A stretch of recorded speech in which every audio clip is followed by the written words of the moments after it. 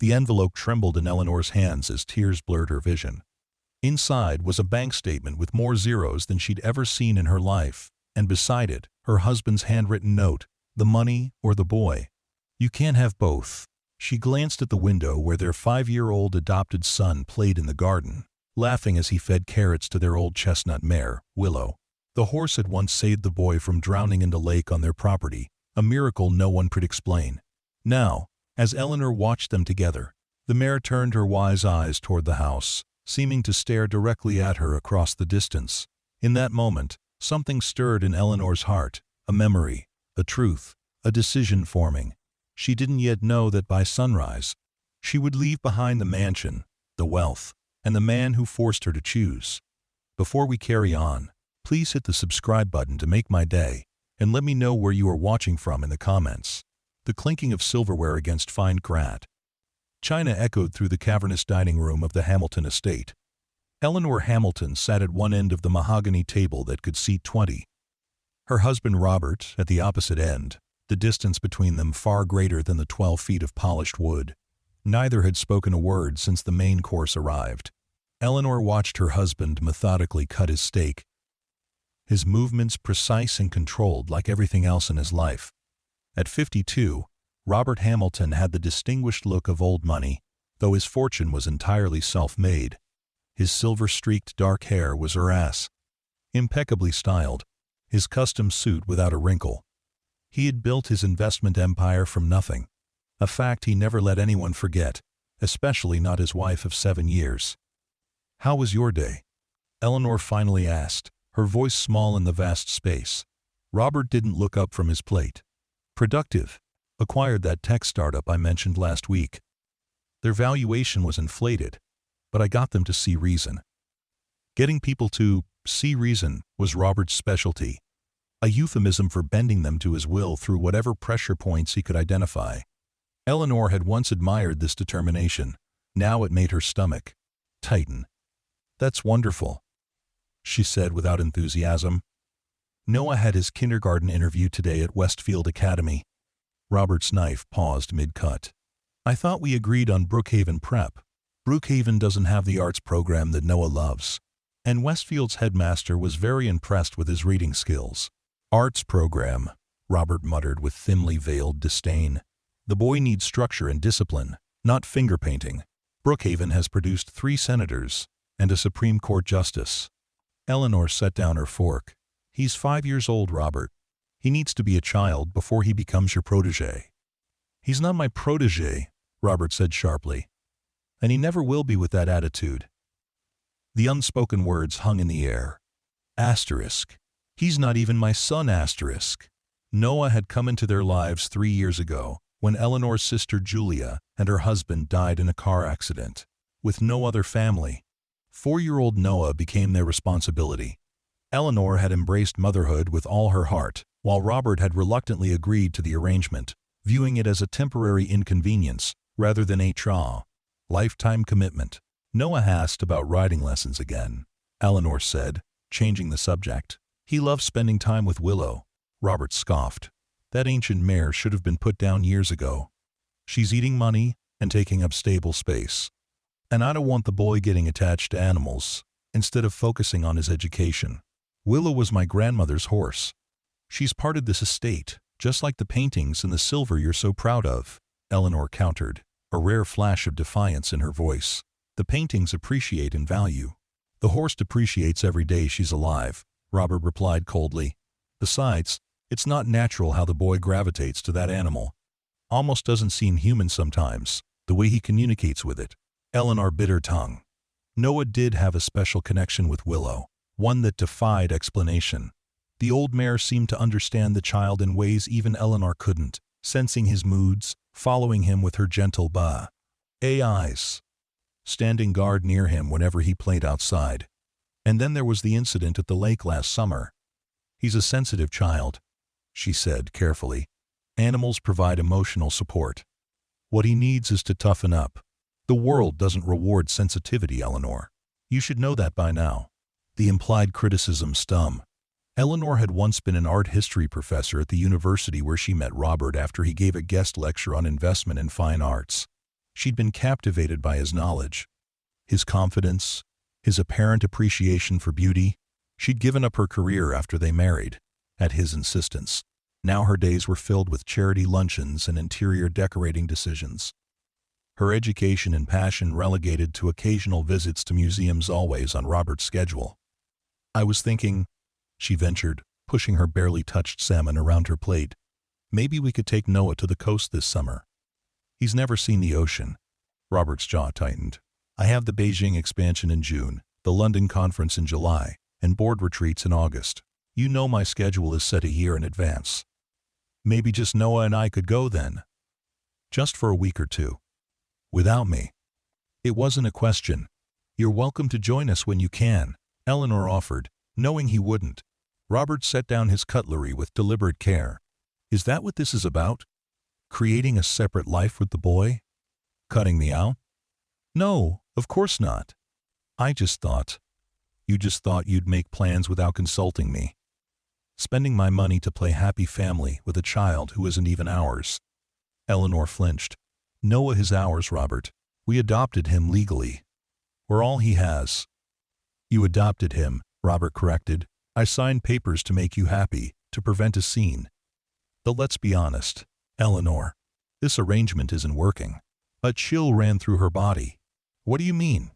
Robert dabbed his mouth with his napkin before answering. "I mean that I've indulged this maternal fantasy of yours for 3 years now. I've funded the nannies, the toys, the special diets, the child psychologists. I've tolerated the noise, the disruption to our lifestyle, the constant refocusing of your attention. But my patience has limits."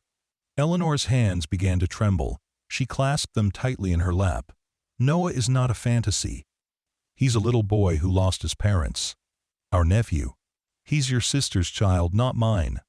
I never signed up to be a father, especially not to someone else's offspring. You knew my feelings about children before we married."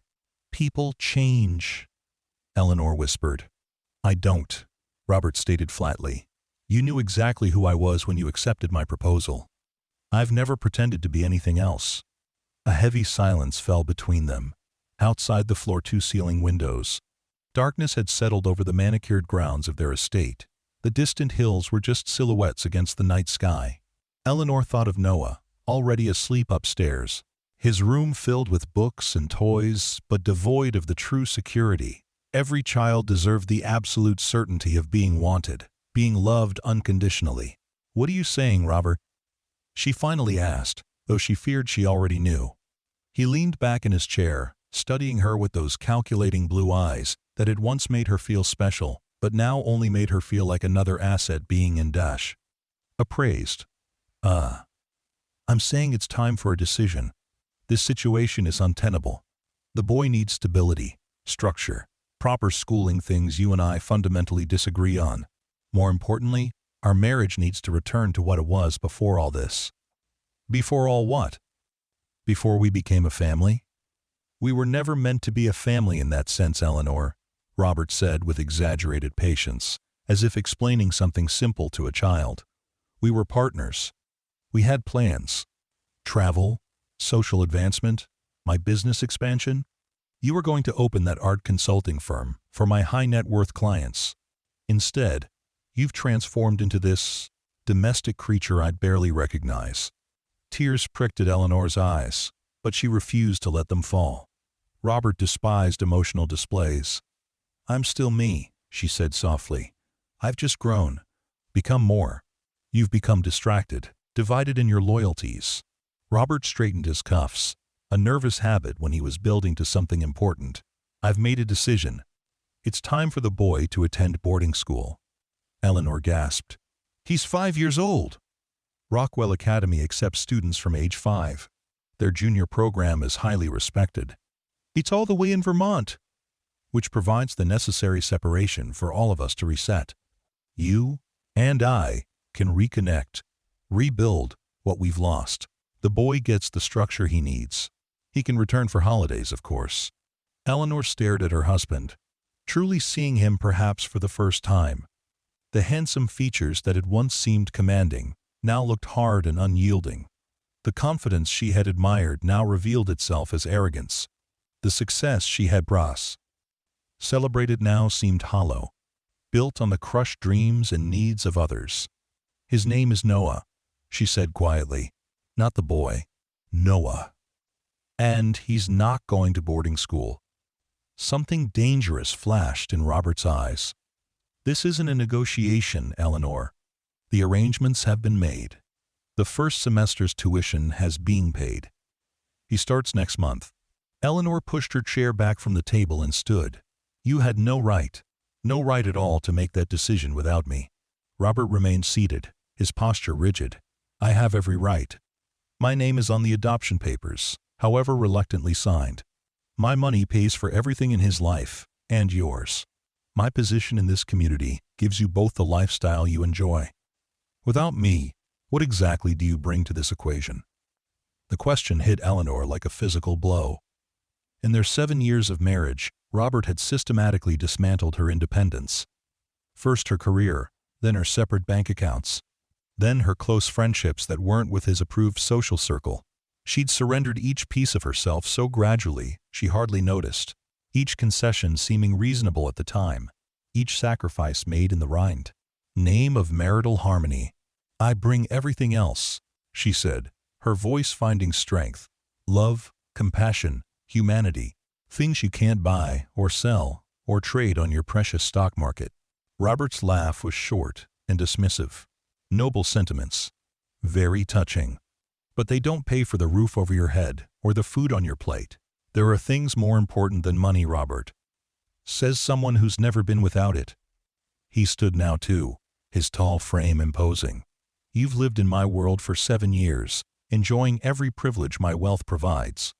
Now you want to lecture me about what's important? You're a hypocrite, Eleanor." The accusation landed with brutal accuracy. She had compromised her values for comfort, traded her independence for luxury. She'd told herself it was love, but perhaps it had always been a transaction. The realization made her feel hollow. "I want what's best for Noah," she said firmly. "And I want what's best for us," Robert countered. "For this marriage, which means the boy goes to boarding school. I won't allow it." Robert's smile was cold.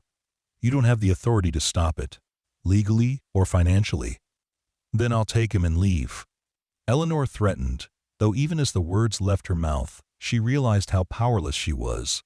Where would she go? How would she support Noah?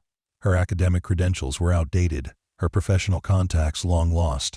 Robert had made sure her world revolved entirely around him. "With what resources?" Robert asked, as if reading her thoughts. "Your name isn't on the house deed. Your car is registered to my company. Your credit cards are extensions of my accounts. Even your jewelry was purchased by me and could be considered marital assets."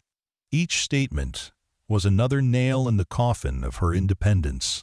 Eleanor felt the room spin slightly as the true extent of her cage became clear. "You've planned this," she whispered. "You've been preparing for this moment." Robert shrugged. "I plan for all contingencies. It's how I've built my success. But I'm not unreasonable, Eleanor. I don't want to end our marriage. Despite everything, I do care for you. I'm simply re-establishing boundaries that should never have been crossed." "Boundaries? You're talking about a child, a human being who depends on us." "On you," Robert corrected. "His dependency on you has created this rift between us. I'm simply removing the obstacle to our happiness." Eleanor wrapped her arms around herself, suddenly cold despite the warm evening. "And if I refuse? If I fight you on this?" Something shifted in Robert's expression, a calculation being made, a strategy forming. "Then I would have to reconsider the entirety of our arrangement," he said carefully. "I've been generous because I valued our partnership. If that partnership no longer serves my interests, well, adjustments would need to be made." "Are you threatening me?" "Threatening Noah? I'm being practical. If you choose the boy over our marriage, there will be consequences. Financial ones, primarily. I have excellent lawyers, Eleanor. The prenuptial agreement you signed is airtight. You'd walk away with the settlement we agreed upon which, while substantial by normal standards, would hardly maintain the lifestyle you and the boy have become accustomed to." Eleanor felt sick. The truth of her situation crashed down on her with crushing weight. She had allowed herself to become completely dependent on a man who saw relationships as business arrangements. Love as a transaction, and a child as an inconvenience to be managed. "I need time to think," she said, her voice barely audible. Robert nodded, already returning to his usual controlled demeanor now that he believed he'd made his point. "That's reasonable. Take the night. We'll discuss the specifics tomorrow. I have an early meeting in the city, but I'll be back for dinner." He walked around the table and placed a kiss on her forehead. A gesture that once would have comforted her but now made her skin crawl. "Don't overthink this, Eleanor. You know what the sensible choice is. The boy will adjust to boarding school. Children are remarkably adaptable, and you and I can return to the life we were meant to have." With that, he left the dining room, his footsteps echoing on the marble floor of the hallway. Eleanor remained standing by the table, the magnificent room suddenly feeling like a museum exhibit, beautiful, sterile, and devoid of real life. After several minutes, she moved to the window and looked out at the dark expanse of their property. In the distance, she could just make out the shape of the stables where Willow would be settled for the night. The old horse was the only living thing on the estate that had been here before Robert. A gift from Eleanor's grandmother, who had owned this land generations before the Hamiltons became wealthy. The property had been sold after her grandmother's death to pay debts, and Robert had purchased it early in their marriage, presenting it to Eleanor as a grand romantic gesture. Only now did she recognize it for what it truly was, a reclaiming of her heritage as his possession. Another way to erase her independent connection to anything valuable. A soft knock at the door interrupted her thoughts. Marta, their housekeeper, entered with apologetic eyes. "Excuse me, Mrs. Hamilton. Noah is asking for you. He had a bad dream." Eleanor nodded, attempting a smile. "Thank you, Marta. I'll go right up." As she climbed the grand staircase to the east wing where Noah's room was located, Eleanor felt as if she were moving through fog. Robert's ultimatum replayed in her mind. The marriage or the child? Wealth and security or love and uncertainty? A choice that was no choice at all, yet one she had no idea how to navigate. Noah's room was dimly lit by a star-shaped nightlight that cast constellations across the ceiling. He sat up in his bed, his tousled dark hair and wide brown eyes so reminiscent of Eleanor's sister that it sometimes hurt to look at him. He clutched his stuffed elephant, a constant companion since the accident that took his parents. "Aunt Ellie," he said, his small voice trembling. "I dreamed about the water again." Eleanor sat on the edge of his bed and gathered him into her arms. "It's okay, sweetheart. You're safe. The water can't get you here." Noah had nearly drowned in the estate's lake last summer. He'd wandered away during a garden party, fascinated by ducks at the water's edge. No one had noticed his absence until the screams started. By the time Eleanor reached the lake, an inexplicable scene was unfolding. Willow, who had somehow escaped her paddock, was in the water, her powerful body keeping Noah's head above the surface, pushing him toward the shore with gentle, deliberate movements. The old horse had saved him when no human had been aware of the danger. The incident had bonded boy and horse in ways Eleanor couldn't fully comprehend. Noah claimed Willow, talked to him, not with words, but with feelings and pictures in his mind. Robert had dismissed it as childish fantasy, but Eleanor wasn't so sure. There was something in the ancient mare's eyes that suggested wisdom beyond animal instinct. "I want to see Willow tomorrow," Noah murmured against her shoulder. "She keeps the bad dreams away." "Of course," Eleanor promised, stroking his hair. "First thing after breakfast." Noah pulled back, studying her face with unsettling perception. "Why are you sad, Aunt Ellie? Did Uncle Robert say mean things again?" Eleanor tried to master surprise. She and Robert were always careful to maintain appearances around Noah, saving their disagreements for private moments. But children saw more than adults gave them credit for.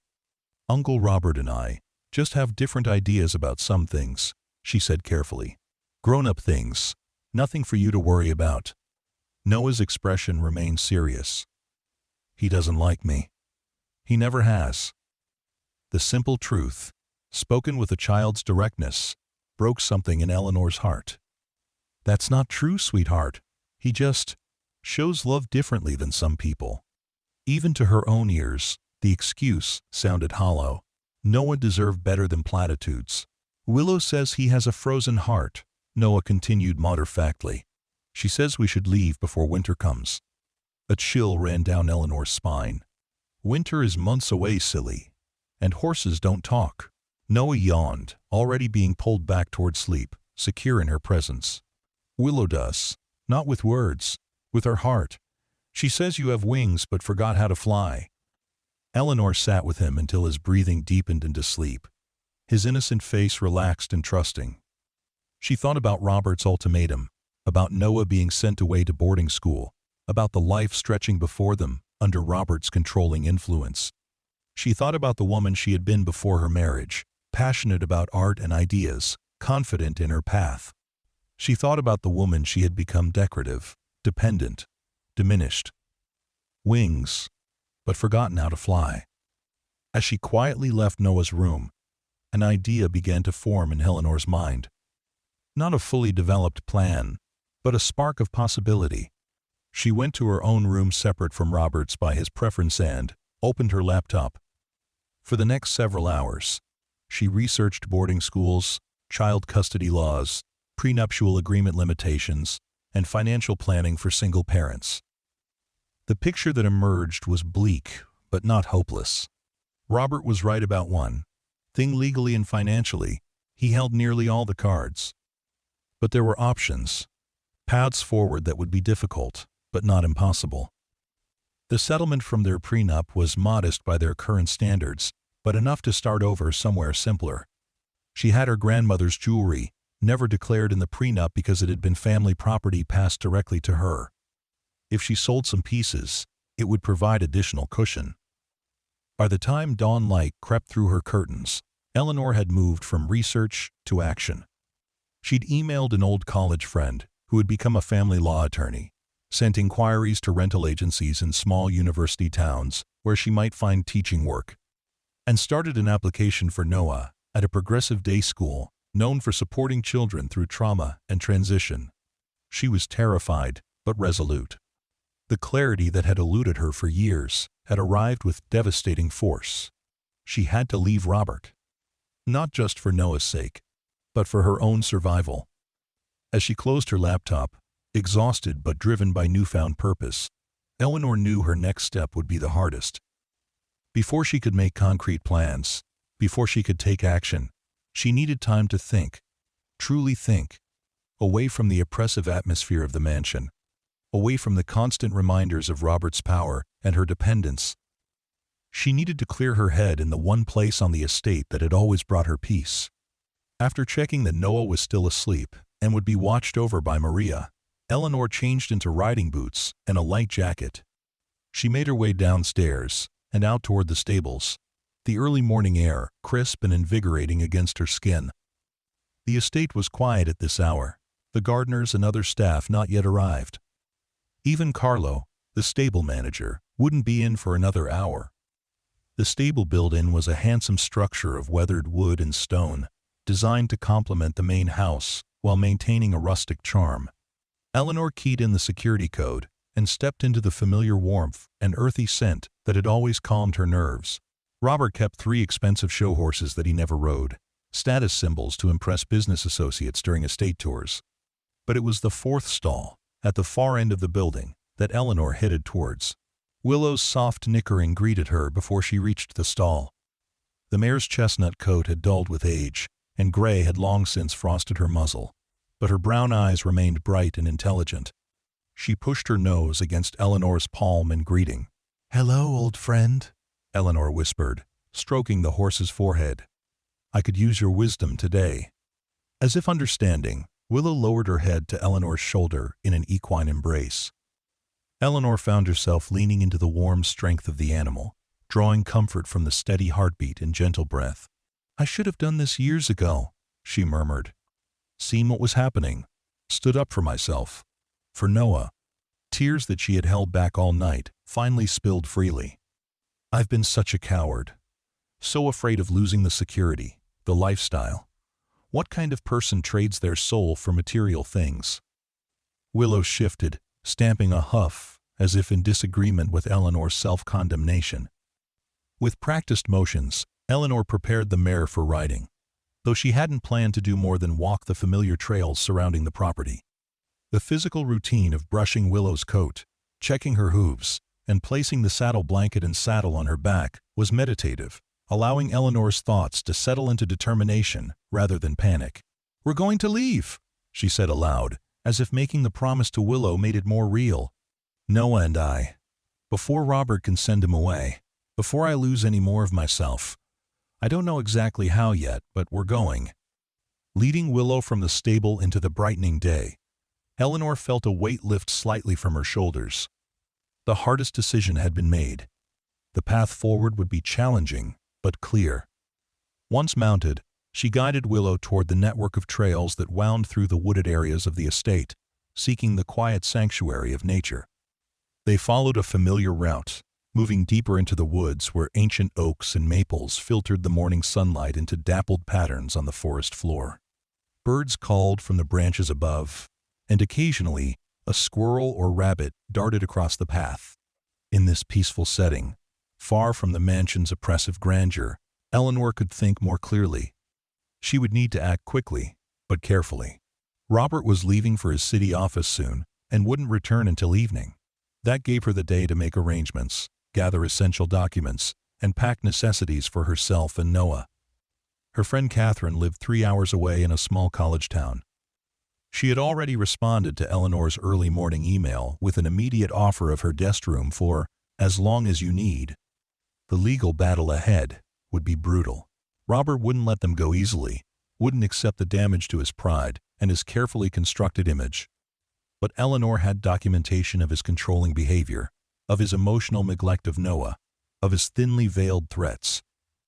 It wouldn't be enough to overcome the power of his wealth and connections entirely, but it might be enough to secure a better settlement and shared custody terms. As Willow crested a small hill, the trees opened to reveal the lake that occupied the western edge of the property. Early morning mist still clung to its surface, creating an ethereal landscape of water and vapor. Eleanor pulled gently on the reins, bringing Willow to a stop so she could absorb the tranquil scene. This was where Noah had nearly drowned, where Willow had inexplicably saved him. Eleanor still didn't understand how the elderly horse had known the child was in danger, how she had escaped her paddock, why she had entered the water when horses typically feared deep water. The event had been dismissed by most as fortunate coincidence. The horse had gotten loose and happened to be near the lake when Noah fell in. But Eleanor knew better. There had been purpose in Willow's actions that day, intelligence in her eyes as she guided the child to shore. "You knew," Eleanor said softly to the mare, who stood calmly beneath her. "Somehow, you knew he needed saving." Willow's ears twitched back toward Eleanor's voice, then forward again, alert to something in the distance. Following the horse's gaze, Eleanor noticed a flash of movement at the far side of the lake. A deer, perhaps, or one of the estate's groundskeepers starting their rounds. Without warning, memories flooded Eleanor's mind, not recent ones, but scenes from childhood long forgotten. She was 7 years old, sitting on this very shore with her grandmother, watching dragonflies skim across the water's surface. Asterisk, "This land has magic in it," asterisk, her grandmother had told her. Asterisk, "Not the kind in fairy tales with wands and spells.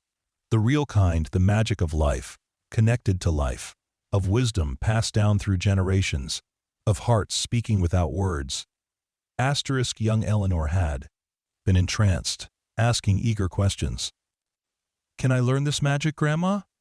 Asterisk, "You already know it, little bird. All children do. The trick is not forgetting as you grow up, as the world tells you to be practical, to be sensible, to stop believing in things you can't explain." Asterisk. Her grandmother had taken her small hands then, looking directly into her eyes with an intensity that had slightly frightened Eleanor. Asterisk. "Promise me you'll remember when it matters most. Promise you'll listen when the land speaks to you." Asterisk. The memory dissolved as Willow shifted beneath her, taking a step forward toward the lake as if drawn by some invisible force. Eleanor felt a strange certainty that she was being shown something important. that the forgotten conversation with her grandmother had surfaced now for a reason. As they approached the water's edge, the morning mist began to lift, revealing the glassy surface reflecting the blue sky above. Eleanor dismounted, allowing Willow to drink from the lake, while she stood beside the faithful animal, hand resting on her warm flank. Asterisk, the land speaks. Asterisk, her grandmother's words echoed in her mind. This property had been in her family for generations, before financial troubles forced its sale. Eleanor had always felt a deep connection to it, a sense of belonging that even Robert's overbearing presence couldn't entirely erase. It was why she had been so thrilled when he purchased it early in their marriage, why she had interpreted the gesture as deeply romantic rather than subtly controlling. But if the land truly spoke, what was it saying now? What was Willow trying to tell her with those wise, ancient eyes? Eleanor closed her eyes, feeling foolish yet compelled to try. She breathed deeply, clearing her mind of fears and practicalities, of escape plans and legal strategies. She simply existed in the moment, connected to the earth beneath her feet, the horse beside her, the water before her, the air around her. A profound calm settled over her, and with it, a clarity unlike anything she'd experienced before. The path forward appeared in her mind with startling simplicity. Not the complicated, fearful escape she had been plotting, but something more fundamental. A return to who she truly was. A reclaiming of her power, not through confrontation or struggle, but through the quiet certainty of her own worth. Eleanor opened her eyes, seeing the world as if for the first time.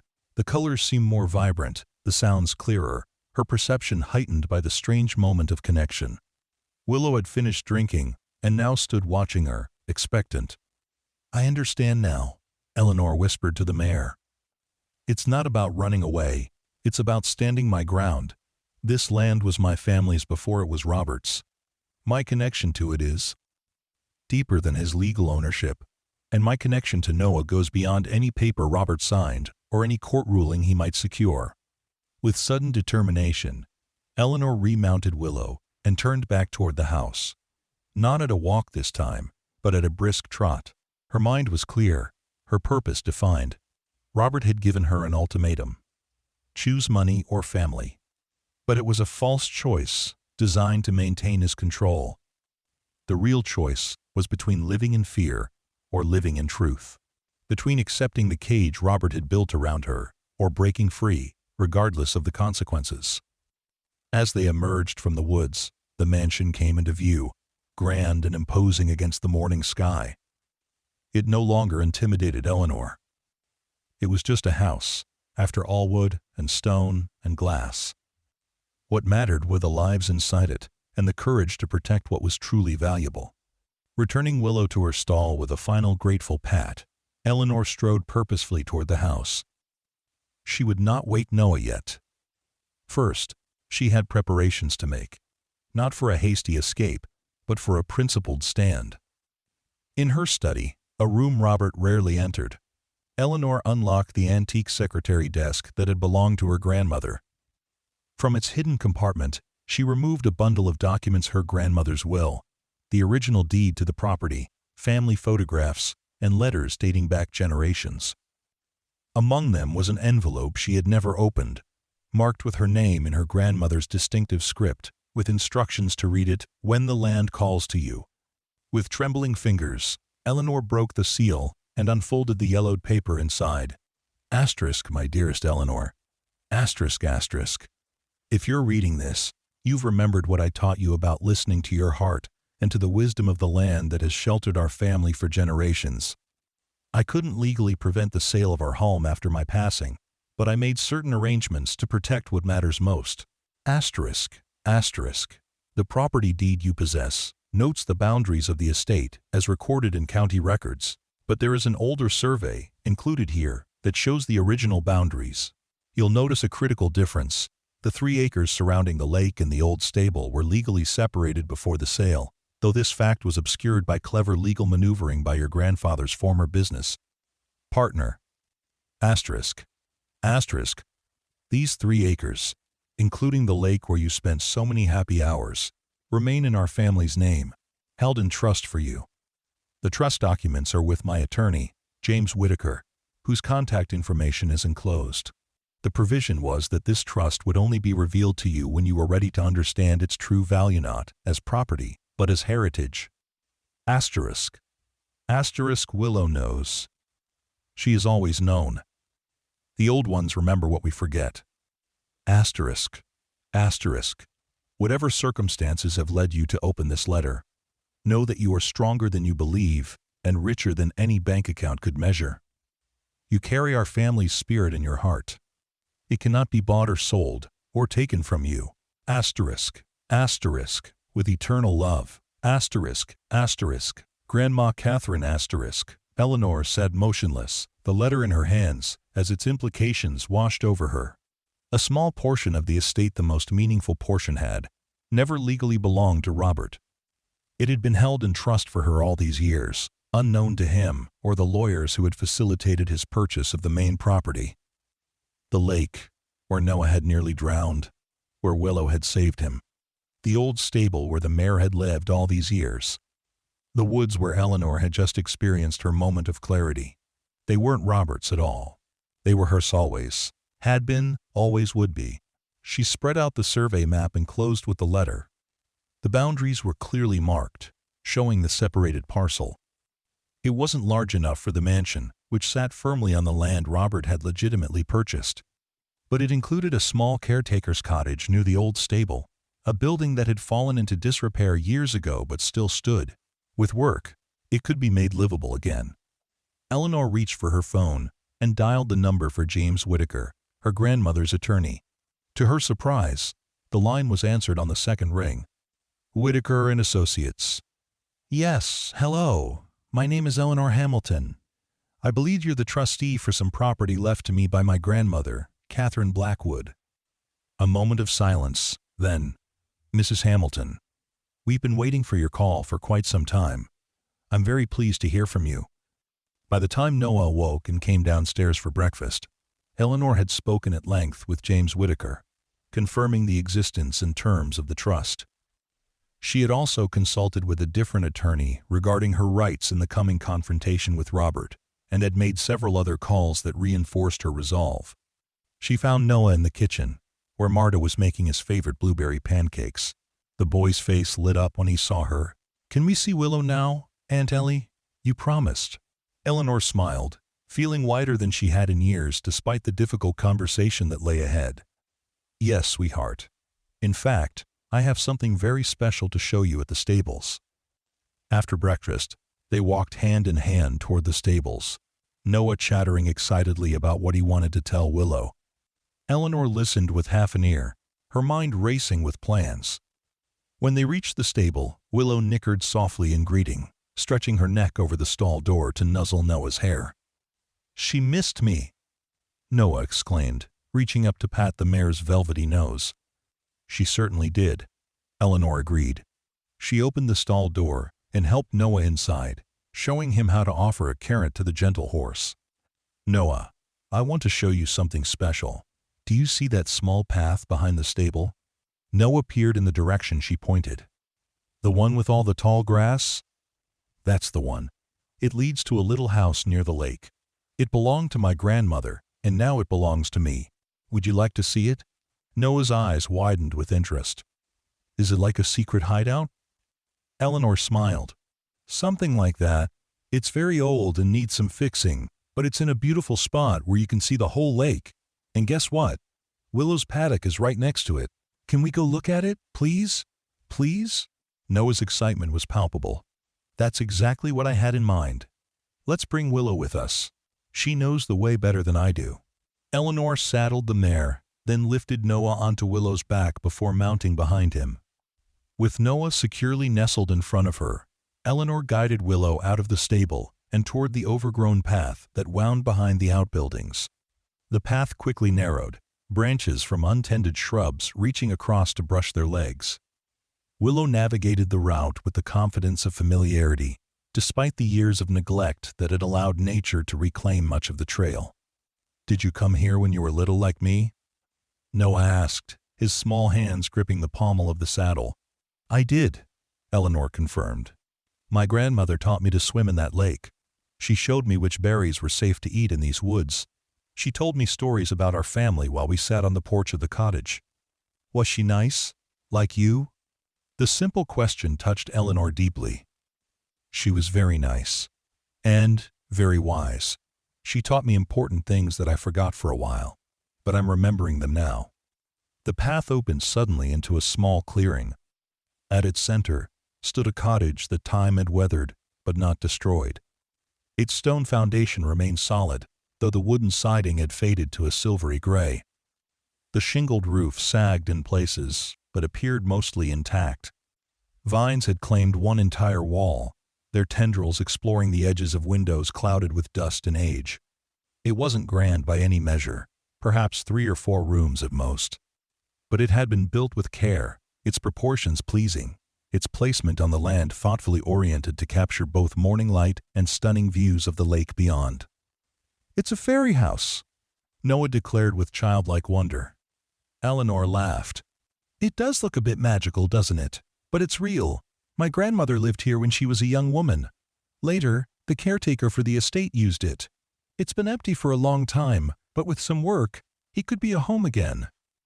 She dismounted and helped Noah down, then let Willow roam freely in the clearing, knowing the mare wouldn't wander far. Taking Noah's hand, she approached the cottage, climbing the 3 stone steps to the small porch. The door was secured with a padlock that had rusted over years of exposure, but Eleanor had come prepared. From her pocket, she produced the key James Whitaker had couriered to her that morning. The lock resisted at first, stiff with disuse, but finally yielded with a creak of protest. The door swung inward, releasing the musty scent of a space long closed to fresh air and sunlight. Eleanor pushed it fully open, allowing light to spill into the dim interior. Dust motes danced in the sunbeams that penetrated the dirty windows. The furnishings were sparse and shrouded in sheets that had once been white but had yellowed with age. The wooden floorboards were solid underfoot, creaking slightly but showing no signs of rot or serious damage. "It's dirty," Noah observed with a child's directness. "Yes, it is," Eleanor agreed. "But dirt can be cleaned. Do you see the fireplace? My grandmother used to make hot chocolate for me there when it was cold outside."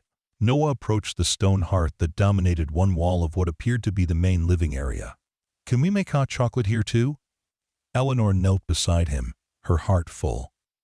"Yes, Noah, I think we can. Not today, but soon." She showed him the rest of the cottage, a small kitchen with an ancient cast-iron stove, a bedroom with a window seat overlooking the lake, a tiny second bedroom tucked under the eaves that had once been her grandmother's sewing room, and a surprisingly spacious bathroom with a clawfoot tub. Everything was dusty and neglected, but fundamentally sound. "Noah," Eleanor said, as they returned to the main room, "how would you feel about us living here?" The boy looked around, considering the question with surprising seriousness for his 5 years. "What about the big house? And Uncle Robert?" Eleanor sat on the sheet-covered sofa, pulling Noah gently onto her lap. "Uncle Robert and I have different ideas about what's important. He likes the big house and his important job.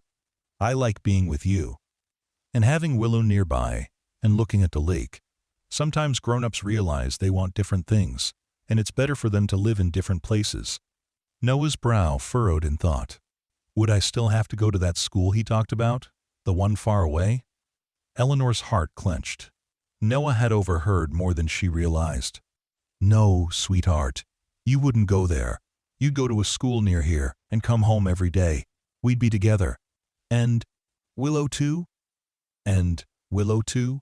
"Yes, and Willow too. She'd have her paddock right outside, and you could see her every day." Noah wrapped his arms around her neck in a fierce hug. "I like this house better than the big one," he declared.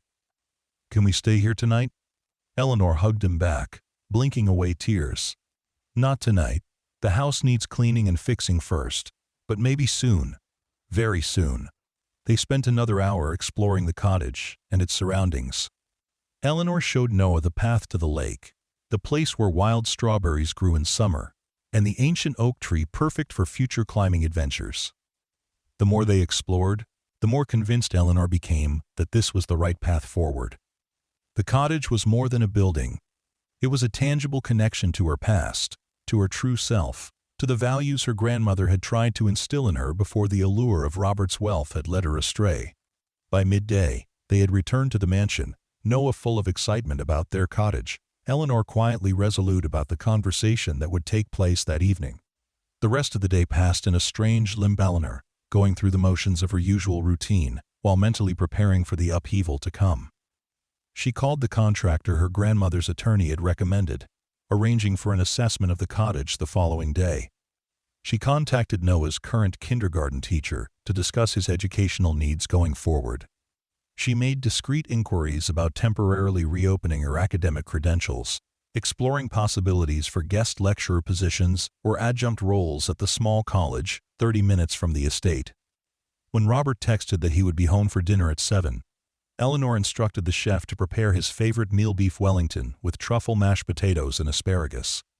Not as a peace offering, but as a reminder of what he truly valued: appearances, indulgences, status.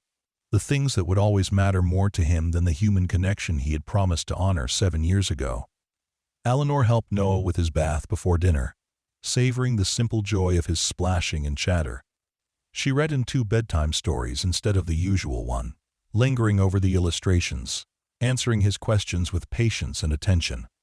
"Will you tell Uncle Robert about our cottage?" Noah asked, as she tucked him in.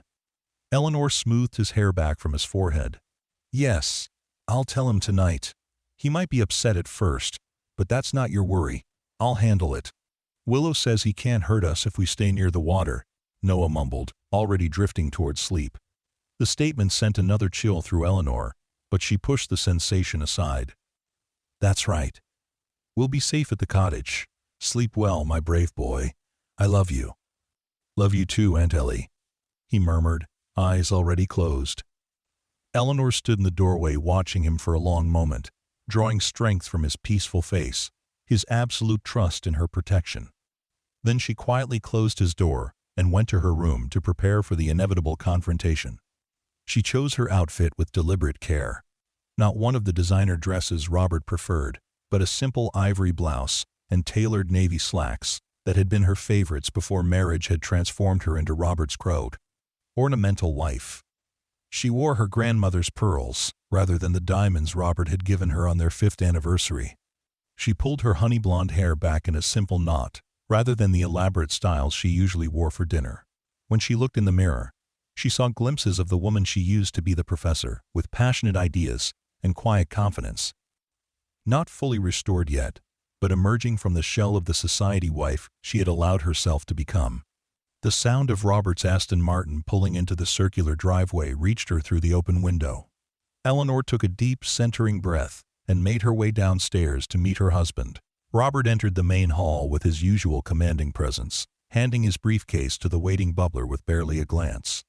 He loosened his tie Italian silk. No doutant rolled his shoulders to release the tension from his day of acquiring and controlling.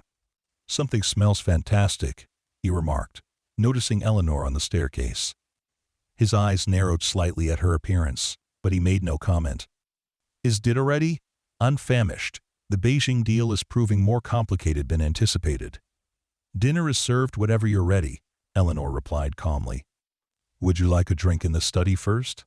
Robert nodded, already moving in that direction. "Scotch, neat. Join me. We need to discuss the boarding school arrangements." Eleanor followed him into the wood-paneled study that was his domain in the house. Everything in the room was calculated to impress the rare first editions displayed but never read. The antique globe that had once belonged to a British Prime Minister, the original Remington bronze on the mahogany desk.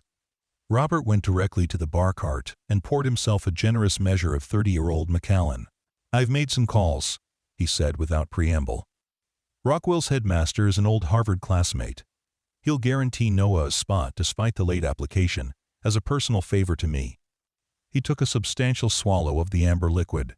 "We'll need to get the boy fitted for the uniform next week. All students arrive 2 weeks before term officially begins. Helps with the adjustment period, apparently." Eleanor remained standing near the door, not taking her usual seat. "Noah won't be attending Rockwell Academy," she said quietly. Robert paused, the crystal tumbler halfway to his lips. I thought we settled this discussion yesterday. You issued an ultimatum. That's not a discussion. Something dangerous flickered in Robert's eyes. Don't start this again, Eleanor. The decision has been made. The boy goes to boarding school. Our marriage returns to normal. Everyone benefits. Noah has a name, Eleanor said, her voice stronger now. And he's not going anywhere. Robert set his glass down with deliberate control. I see you need more clarity about your position. Very well. Let me be perfectly clear. If Noah doesn't attend Rockwell, you will find yourself divorced and financially constrained. Is that explicit enough for you? End. Perfectly. Eleanor acknowledged. But you should understand my position as well. I'm not asking your permission, Robert. I'm informing you of my decision. Noah and I will be moving to the caretaker's cottage on the lake. It's being renovated starting tomorrow. Robert's expression shifted from irritation to confusion. What absurd idea is this? The old groundskeeper's shack? It's barely standing. It's structurally sound, according to the contractor who assessed it last month. This was a bluff, but a necessary one. And more importantly, it's on land that doesn't belong to you. Now Robert laughed, though there was no humor in the sound. Have you lost your mind? The entire estate is my property. I have the deed to prove it. Eleanor reached into her pocket and removed the folded documents she'd been carrying all day. You have the deed to most of the estate, but not all of it.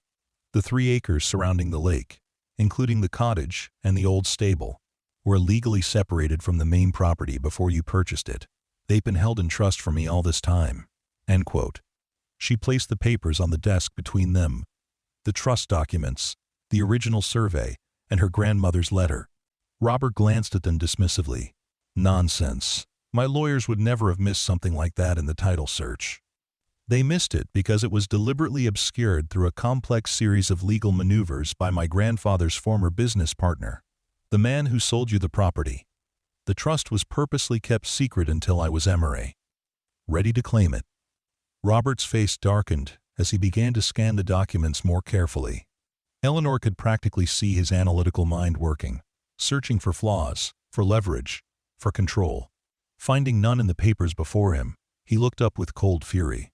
Even if this ridiculous trust exists, which I doubt, it changes nothing. You can't support yourself or the boy on a patch of land with a decrepit cottage. You have no income, no skills relevant to today's job market, no resources beyond what I provide. I've accepted a position as a guest lecturer in art history at Westlake College for the fall semester, Eleanor replied. It's not much, but it's a start. The cottage will need work, but it's livable. Noah will attend the local public school. We'll manage. You'd give up everything this house, your position in society, financial security for what? Some misguided maternal instinct toward a child who isn't even yours. Robert's incomprehension was genuine, which perhaps made it all the more tragic. He is mine, Eleanor said simply. In every way that matters. And I'm not giving up everything, Robert. I'm reclaiming what's truly important. Robert's expression hardened into the look he reserved for adversaries in business negotiations.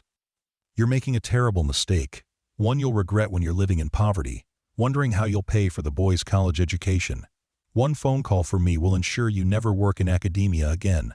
Perhaps, Eleanor acknowledged. But I'd rather face an uncertain future than continue living this hollow present.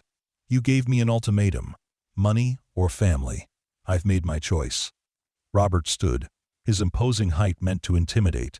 This isn't over. My lawyers will tear apart this supposed trust. You'll be back within a month, begging for reconciliation. No, Robert, I won't. Eleanor's certainty seemed to unnerve him more than anger would have. The trust has been thoroughly vetted by multiple attorneys over decades. It's ironclad. And even if it weren't, even if I had nowhere to go, I still wouldn't choose your money over Noah's well-being. I've compromised my values for too long. That ends today. A tense silence stretched between them, broken only by the ticking of the antique grandfather clock in the corner. Finally, Robert drained his glass and set it down with a sharp click on the desk's polished surface. When do you intend to leave? He asked, his voice cold and businesslike now. We'll stay in the main house until the cottage renovations are complete, 2 weeks at most. We'll use the east wing rooms to minimize disruption to your routine. After that, You'll have the house to yourself." Robert's laugh was bitter. "How considerate of you. And the divorce?" "I've consulted an attorney. The papers will be drawn up based on the terms in our prenuptial agreement. I'm not contesting anything. The settlement amount stated there will be sufficient to supplement my income while I rebuild my career." "You've thought of everything, haven't you?" Robert's sarcasm couldn't mask his surprise at her thoroughness. He had underestimated her, something few of his business opponents ever got the chance to do twice. "I've had to," Eleanor said simply. "You left me no choice." Robert moved to the windows overlooking the manicured gardens, his back to her now. "And if I were to reconsider the boarding school? If I agreed to let the boy stay?" For a moment, Eleanor's resolve wavered. Was he actually compromising? But his next words dispelled that hope. "You could maintain your lifestyle, keep your social standing. We could find the boy a suitable day school, a reasonable accommodation, wouldn't you say?" Eleanor saw the offer for what it was: another attempt at control, another way to maintain power over her and Noah, a temporary concession that could be reversed whenever Robert deemed it necessary. "It's too late for that, Robert. This isn't just about Noah anymore. It's about what our marriage has become, what you've become, what I've allowed myself to become. We can't go back." Robert turned, his expression now one of cold fury. "Then get out. Take the boy and your precious horse and your dilapidated cottage. When reality hits, don't come crawling back." "I won't," Eleanor promised, meeting his gaze steadily. "Dinner is served in the dining room, if you're still hungry. I'll have mine in the East Wing with Noah." She turned to leave, but Robert's voice stopped her at the door. "I did love you, Eleanor. In my way." She looked back at him, seeing clearly for the first time the lonely, damaged man beneath the powerful exterior. "I know.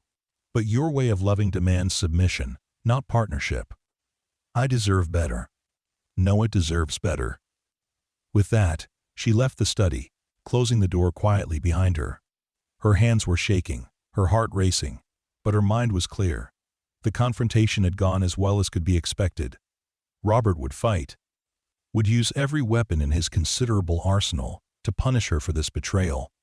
But she had truth on her side, and the strength of her love for Noah, and the wisdom of her grandmother guiding her path. As she walked toward the Pima East Wing, Eleanor texted the contractor, confirming their meeting at the cottage the following morning. Then she requested that Marta bring dinner for her and Noah to his playroom. She wanted to spend the evening building a blanket fort with her son, reading stories, and talking about the adventures that awaited them in their new home. The next 2 weeks passed in a whirlwind of activity. Robert retreated to his city apartment, Tashin, communicating only through lawyers. Eleanor threw herself into the cottage renovations, working alongside the contractors to restore the small home to its former charm while adding necessary modern conveniences. The main structure proved remarkably solid, needing only minor repairs to the roof and floors.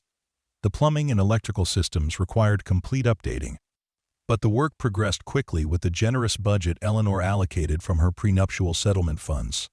Noah visited the site daily, watching with fascination as walls were repainted, fixtures installed, and furniture delivered. Eleanor had kept only her personal belongings and family heirlooms from the mansion, preferring to furnish their new home with simple, comfortable pieces that fit the cottage's cozy dimensions. Willow's Kraal paddock was rebuilt, with a new, small stable constructed nearby. The ancient mare seemed to grow younger as she explored her familiar territory, greeting Noah each morning with what Eleanor could only describe as equine joy. By the end of Alama, the second week, the cottage transformation was complete. The exterior had been restored to its original honey-colored wood siding with forest green trim. Flower boxes bloomed beneath windows now sparkling clean and fitted with new glass. Inside, the main living area centered around the refurbished stone fireplace. Comfortable furniture arranged to take advantage of both the hearth and the stunning lake views. The kitchen gleamed with simple but high-quality appliances. Noah's room had been painted sky blue, with clouds and soaring birds stenciled near the ceiling. Eleanor's bedroom was a serene space in soft greens and creams. The window seat rebuilt and cushioned as a perfect reading nook overlooking the water. It wasn't grand or luxurious by the standards of the life she'd left behind, but it was honest, warm, and filled with possibility. It was home. On the morning they were to officially move in, Eleanor woke before dawn, restless with anticipation. Rather than trying to return to sleep in the soulless guest room she'd been using in the mansion's east wing, she dressed quietly and slipped outside. The path to the lake was familiar now, her feet finding the way even in the pre-dawn dimness. As she emerged from the trees near the shore, the first hints of sunrise were painting the eastern sky in delicate pinks and golds. The lake's surface was perfectly still, a mirror reflecting the changing colors above. Eleanor settled on a large rock near the water's edge, drawing her light jacket closer against the morning chill. Here, in this peaceful moment, she allowed herself to feel the full weight of the changes she had embraced. There was grief for the marriage that had failed, for the years spent compromising her values, for the woman she might have become had she made different choices. But there was also profound relief, burgeoning excitement, and something she hadn't expected, pride in her own courage. The sound of hoofbeats pulled her arm. From her reflections, turning, she saw Willow approaching, moving with surprising grace for her advanced years. The mare came to a stop beside Eleanor's rock, lowering her head in greeting. "You're up early too, old friend," Eleanor murmured, stroking the horse's soft muzzle. "Are you excited about moving day?" Willow nickered softly, then turned to gaze across the lake. Following the horse's gaze, Eleanor gasped at the sight before her. The rising sun had broken the horizon, sending a pathway of golden light across the water's surface directly to where they stood. It was breathtakingly beautiful, almost otherworldly in its perfection. "Grandma always said the most important moments happen at dawn or dusk," Eleanor whispered. "The in-between times when magic is possible." As if in response, Willow gently butted her head against Eleanor's shoulder, nearly toppling her from her perch. Eleanor laughed, steadying herself. "All right, I get it. Less philosophy, more action. Noah will be waking up soon, and we have a big day ahead." She stood, giving Willow one final pat before heading back toward the mansion to oversee their final departure. As she walked, Eleanor felt a profound sense of rightness settling over her. The path ahead would not be easy. Robert's lawyers had already filed the first of what would likely be many challenges to the trust's validity, but she was ready for the fight.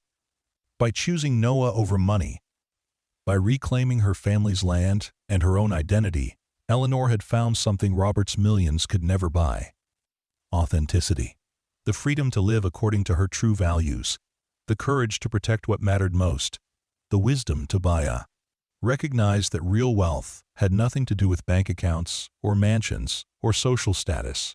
As she entered the mansion's east wing, she heard Noah's excited voice calling for her. It was time to begin their new life, modest in means perhaps, but rich beyond measure in possibility and love. Eleanor took one last look around the opulent hallway with its priceless artwork and designer furnishings. None of it had ever truly been hers, she realized. She had been as much Robert's possession as the paintings on the walls or the antiques in the study. "Aunt Ellie, is it time to go to our cottage?" Noah appeared at the top of the stairs, still in his pajamas, hair tousled from sleep, but eyes bright with excitement. Eleanor smiled up at him, her heart full.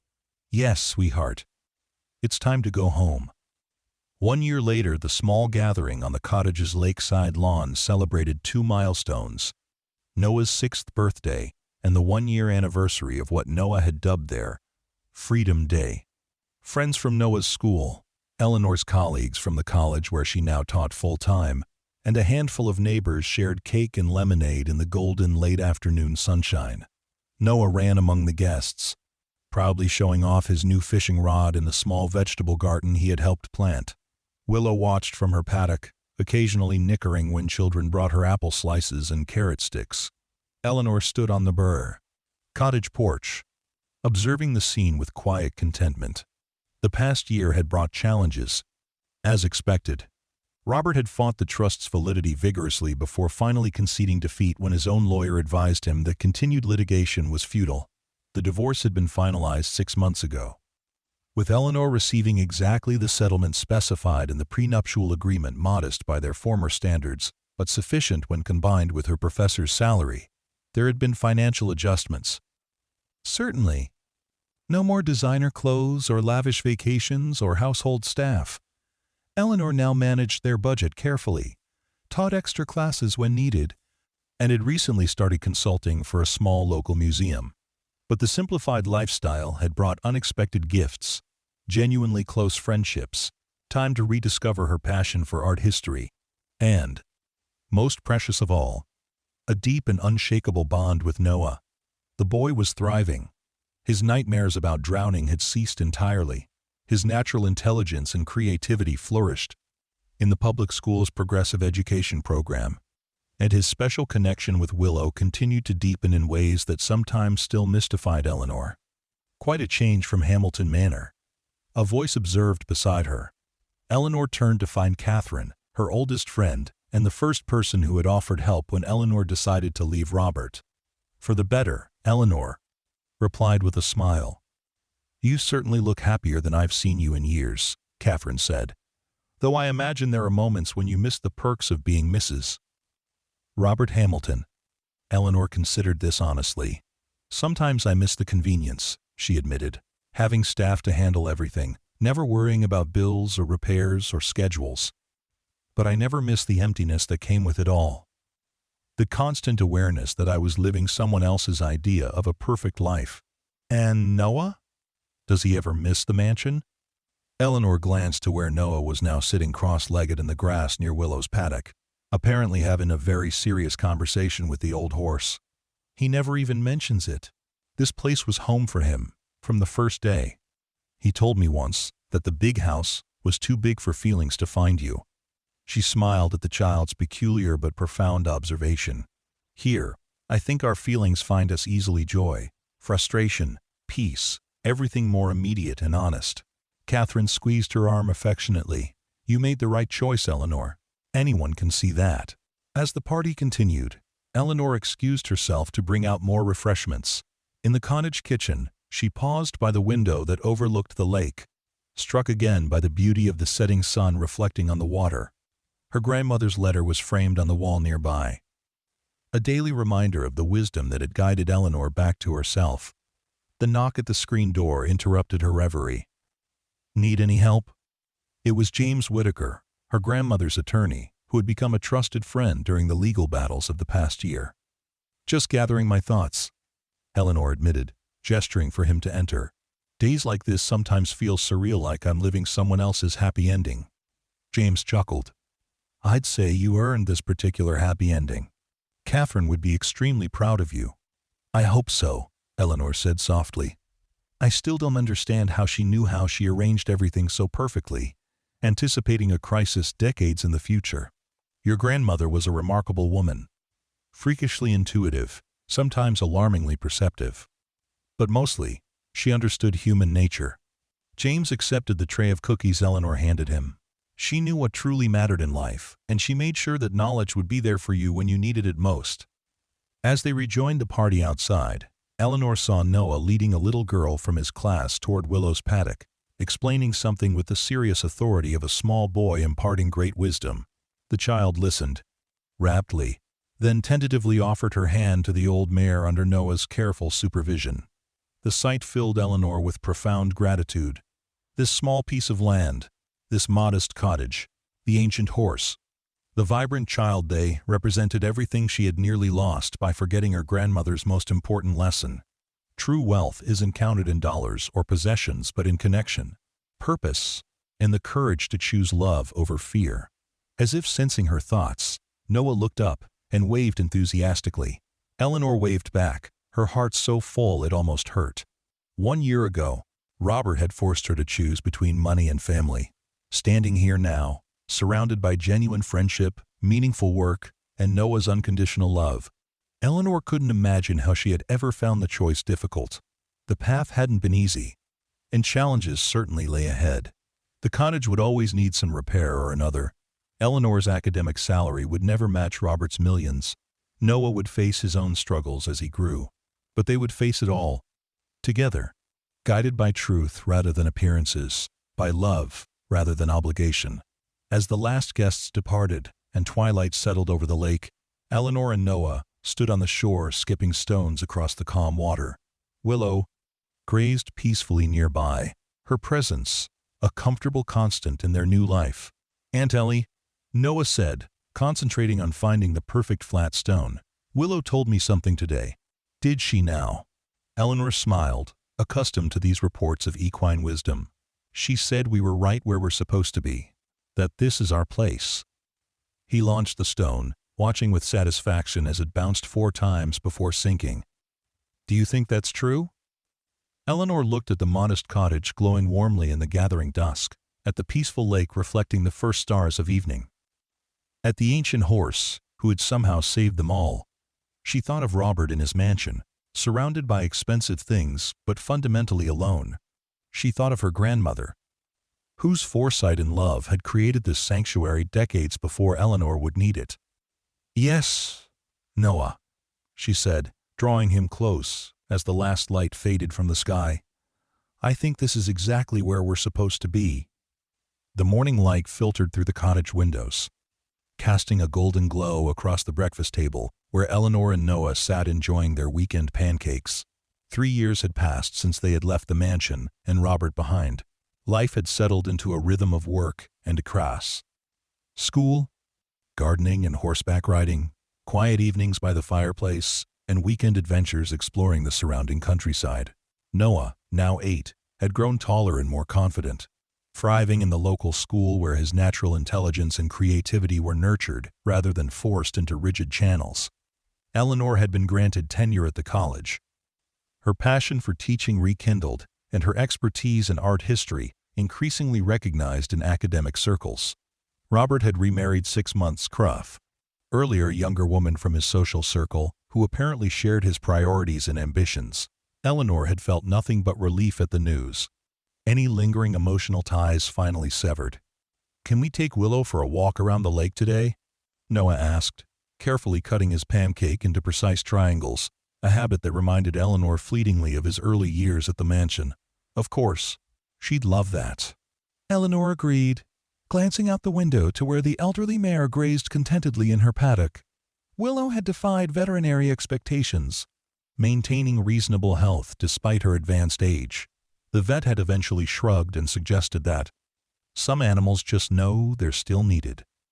As they cleared the breakfast dishes, together a simple domestic routine that Eleanor had come to cherish, a car could be heard approaching on the gravel drive that connected their property to the main road. Visitors were uncommon on Saturday mornings. Are we expecting someone? Noah asked, standing on tiptoe to peer out the window. Eleanor joined him, surprised to see James Whittaker's sedan pulling to a stop near the cottage. The attorney rarely made house calls, especially on weekends. It's Mr. Whittaker, she told Noah. Why don't you go check on Willow while I talk to him? It's probably just some paperwork about the property. Noah nodded and headed outside through the back door, while Eleanor went to greet their visitor. James emerged from his car looking uncharacteristically solemn, a leather portfolio tucked under his arm.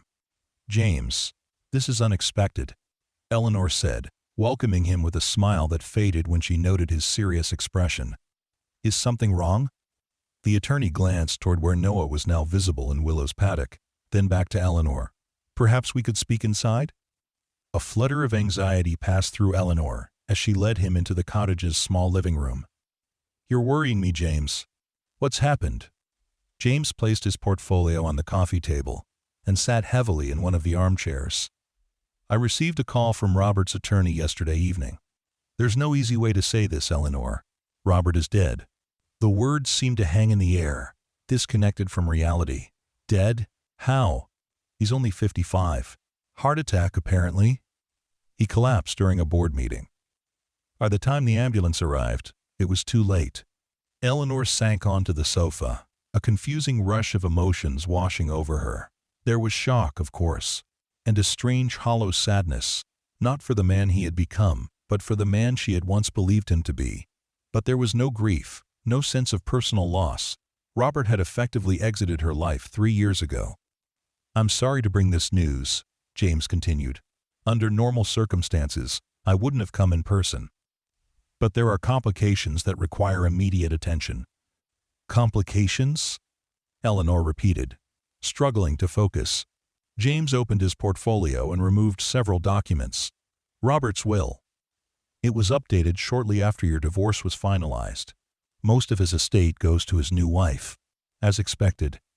But there's a provision regarding Noah. Eleanor's attention sharpened instantly. Noah? Why would there be anything about Noah in his will? Robert barely acknowledged him when we were married. That's the puzzling part, James admitted. According to his lawyer, Robert became increasingly fixated on Noah after your departure. He maintained surveillance on both of you, legal but deeply concerning. He collected information about Noah's school, performance, his activities, even his medical records. End quote. Eleanor felt a chill run through her. That's disturbing. Why would he do that? James hesitated, choosing his words carefully. Robert apparently became convinced that Noah possessed some kind of special abilities. His lawyer was reluctant to elaborate, suggesting that Robert had become somewhat obsessed with the incident at the lake where Willow saved Barry. Noah. The drowning? That happened years ago. Yes, but according to this document, Robert had security cameras installed around the property perimeter after that incident. He reportedly had footage of Noah communicating with Willow in ways that he found inexplicable. Eleanor's thoughts flashed to the countless times Noah had claimed Willow spoke to him, the uncanny way the horse responded to the child, the prescient warnings that had initially seemed like childish imagination, but often Baraka, proved accurate. This is absurd, she said firmly. Noah has a vivid imagination and a special bond with Willow. That's all. James nodded diplomatically. Of course. Nevertheless, Robert became convinced there was more to it. In his final months, he apparently devoted considerable resources to researching children with unusual intuitive abilities. He even established a foundation for studying what he termed natural cognition enhancement. Eleanor rubbed her temples, trying to process this bizarre revelation. What does any of this have to do with Robert's will? James slid a document across the coffee table. Robert has left a significant trust fund for Noah. $20 million to be exact, with a condition. What condition? Eleanor asked warily. Noah must participate in a research program at the foundation Robert established. Regular assessments, interviews with specialists, monitoring of his development. Nothing invasive, according to the stipulations, but comprehensive. Eleanor stared at the document, anger rising within her. Even from the grave, he's trying to control us. To turn Noah into some kind of research subject. Absolutely not. I understand your reaction, James said calmly. But I should mention that the trust is considerable. It would secure Noah's future college, graduate school if he chooses, a home of his own someday. Financial security you currently can't provide. At what cost? At what cost? Eleanor stood, moving to the window where she could see Noah in the distance, sitting in the grass beside Willow, his small hand resting on the horse's foreleg. His freedom? His privacy? His right to a normal childhood? Robert tried to send him away to boarding school when he was 5. Now he wants to turn him into a lab specimen. The terms don't require Noah to live anywhere specific, James clarified. Just quarterly assessments at the Foundation's facility in the city. You would be present for all of them. Eleanor shook her head firmly. The answer is no. Noah isn't for sale, not for $20 million, not for any amount. James didn't seem surprised by her response. I thought you might say that. There's something else you should know. He removed another document from his portfolio. This is a letter Robert wrote to be delivered in the event of his death. It's addressed to Noah, to be given to him on his 18th birthday. Eleanor took the sealed envelope, her hand trembling slightly. Did he explain what's in it? He did not, but his lawyer implied it contains information about Noah's birth parents. Eleanor sank back onto the sofa. Julia and David. My sister and her husband. They were Noah's parents. James's expression was gentle, but serious. Were they? Robert's lawyer suggested otherwise. The room seemed to tilt slightly as Eleanor processed the implication. That's impossible. I was there when Noah was born. I visited them in the hospital. He's my sister's son. All I know is what I was told, that Robert discovered information about Noah's parentage that he believed Noah should have. when he becomes an adult. The letter is sealed, but you, as Noah's legal guardian, have the right to open it now if you choose. Eleanor stared at the envelope in her hands, her mind racing. Was this some kind of cruel manipulation from beyond the grave? A final attempt by Robert to exert control, to disrupt the peace she and Noah had found? I need time to think about this, she finally said. All of it, James nodded, gathering his remaining papers.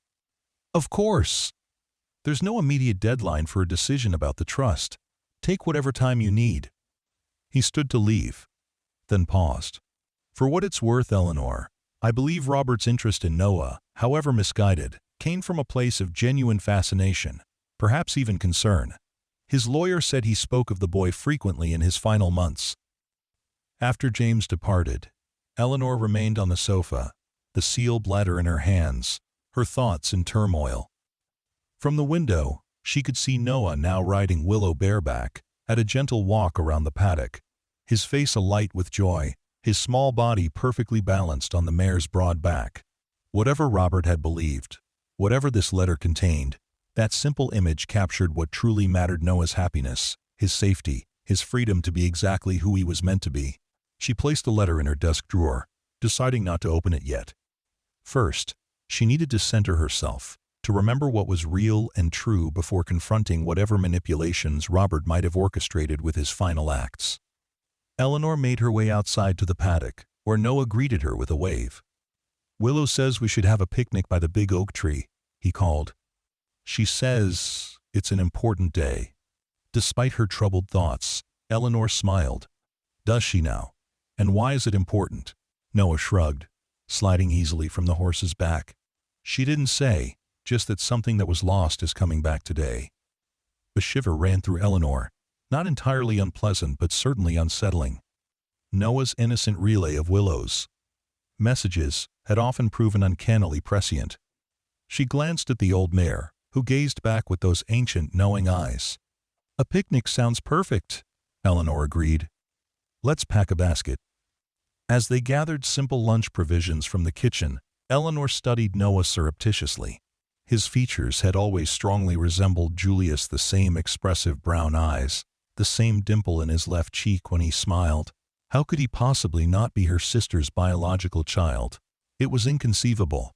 Yet doubt had been planted. Tiny inconsistencies surfaced in her memory: Julius' surprise at Noah's unusual birthmark, shaped like a crescent moon behind his right ear. David's occasional joking references to Noah as their miracle baby after years of fertility struggles. The strange intensity with which Robert had investigated Noah's background after he came to live with them. The picnic basket packed, they made their way to the ancient oak tree that stood halfway between the cottage and the lake. It was Noah's favorite spot, its massive branches creating a natural canopy, its exposed roots forming comfortable seats. Willow followed at a distance, as she often did when Noah was outdoors, her presence a constant, gentle guardian. They spread their blanket and enjoyed simple sandwiches and apple slices, Noah chattering about his science project and swimming lessons, and the book he was reading about wildlife photography. Eleanor listened attentively, pushing aside her troubled thoughts to fully engage with the moment, with the incredible child before her, who, regardless of biology, was the most important person in her world. After they finished eating, Noah stretched out on the blanket, using Eleanor's lap as a pillow, as he watched the patterns of sunlight filtering through the oak leaves above. In these quiet moments, his usual vibrant energy settled into a contemplative calm that made him seem older than his years. "Aunt Ellie," he said suddenly, "did you know my mom and dad before I was born?" The question, coming so soon after James's visit, startled Eleanor. "Of course I did, sweetheart. Your mom was my sister. We grew up together." Noah nodded thoughtfully. "Willow says, sometimes families are made by love, not just by being born." Eleanor smoothed his hair gently. "Willow is very wise. Families come in all different forms. What matters is loving and caring for each other. Like you and me," Noah said confidently. "And Willow, we're a family because we love each other." "Exactly right," Eleanor affirmed, her heart full despite her lingering concerns. They spent the afternoon exploring the lake shore, collecting interesting stones and spotting turtles sunning themselves on fallen logs. By the time they returned to the cottage for dinner, Eleanor had almost managed to push thoughts of Robert's letter and trust fund from her mind. Almost, but not entirely.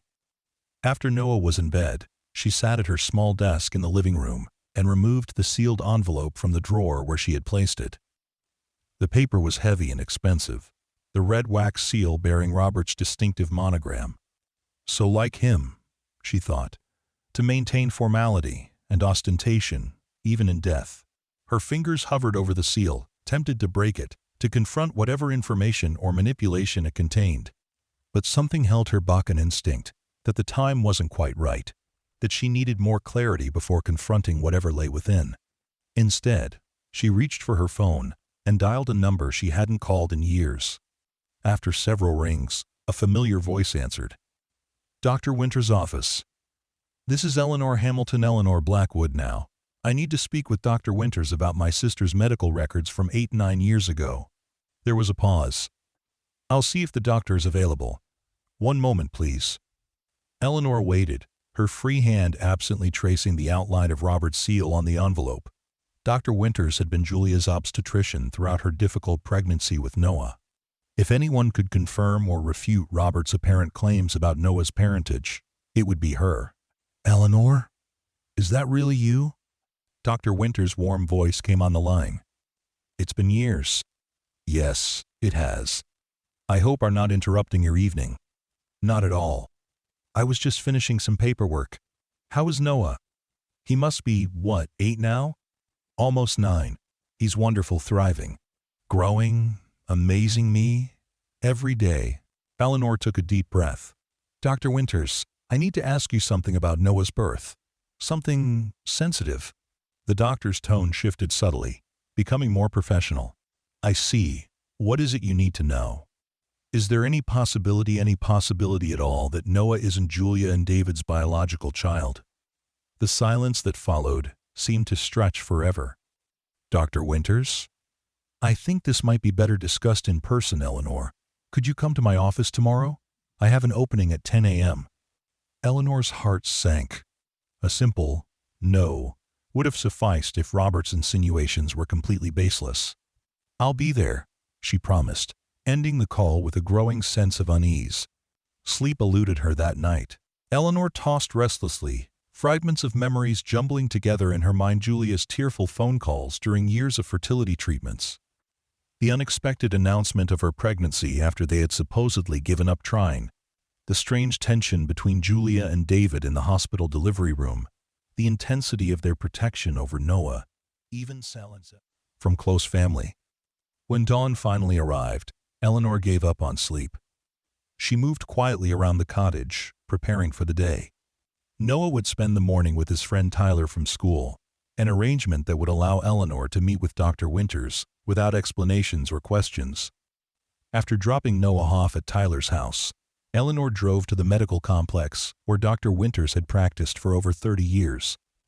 The familiar building brought back memories of accompanying Julia to appointments, of the hopeful anticipation that had eventually yielded to the miraculous news of her pregnancy. Dr. Winters greeted Eleanor with a warm hug in her private office, her gray hair now fully white, but her eyes still sharp and kind behind stylish glasses. It's good to see you, Eleanor. I've thought of you and Noah often over the years. Thank you for seeing me on such short notice, Eleanor said, settling into the offered chair. Dr. Winters studied her carefully. Your question last night took me by surprise. May I ask what prompted it? Briefly, Eleanor explained about Robert's death, the trust fund with its strange conditions, and the sealed letter supposedly containing information about Noah's parentage. It's absurd, of course. I was there through Julia's entire pregnancy, at the hospital when Noah was born. But something about Robert's absolute certainty has shaken me. Dr. Winters nodded slowly, her expression grave. I've wrestled with this ethical dilemma for nearly 9 years, Eleanor. When Julia and David died, I had to decide whether it was my responsibility to tell you the truth. I ultimately determined that Noah had suffered enough trauma with losing his parents. Disrupting his understanding of his origins seemed unnecessarily cruel. Eleanor felt a chill run through her. What truth? What are you saying? The doctor sighed deeply. Noah is not Julia and David's biological child. He was adopted at birth, through a private arrangement. The room seemed to spin slightly. That's impossible. Julia was pregnant. I saw her through all 9 months. Julia experienced what we call a sympathetic or false pregnancy psychosomatic symptoms that mimicked pregnancy, including weight gain, hormonal changes, even the cessation of menstruation. It's rare but not unheard of, especially in women who've experienced the profound psychological stress of infertility. But I was at the hospital, Eleanor insisted. I saw Noah after he was born. You saw Noah after he was brought to Julia's hospital room. Yes. The adoption was arranged to appear as a natural birth. It was highly unorthodox and, frankly, not entirely ethical.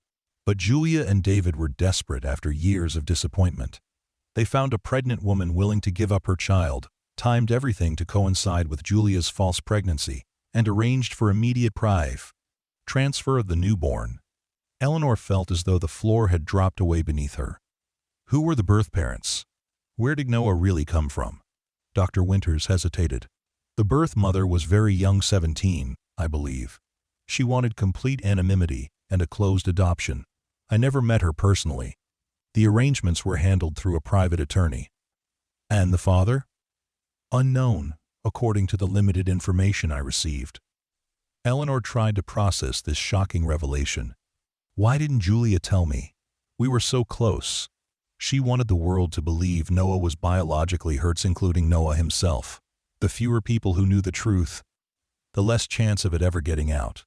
Even David struggled with the deception initially, though he adored Noah from the moment he held him. End quote. Did Robert know? Is that what's in his letter to Noah? I can't speak to what Robert knew or how he discovered it. The medical records were sealed. The birth certificate lists Julia and David as the biological parents. Whatever Robert found must have come through other channels. Eleanor sat in stunned silence, her world tilting on its axis.